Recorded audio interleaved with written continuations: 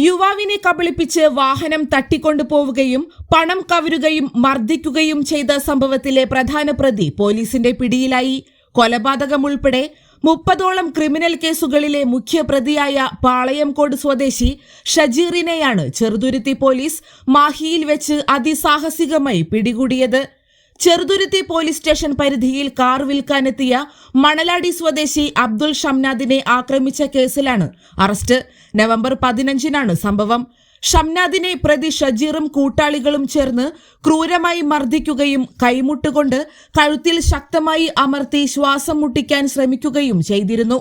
ഷംനാദിന്റെ പണവും കാറും ഇവർ കൈക്കലാക്കി. ഷംനാദിന്റെ മൊഴിയുടെ അടിസ്ഥാനത്തിൽ ചെറുതുരുത്തി പോലീസ് കേസെടുത്ത് അന്വേഷണം ആരംഭിച്ചു. ഈ കേസിലെ മറ്റ് 3 പ്രതികളായ പാപ്പി എന്ന ഷാഫിൽ, വിഷ്ണുരാജ്, ഗോകുൽദാസ് എന്ന കുട്ടൻ എന്നിവരെ പോലീസ് നേരത്തെ അറസ്റ്റ് ചെയ്ത് റിമാൻഡ് ചെയ്തിരുന്നു.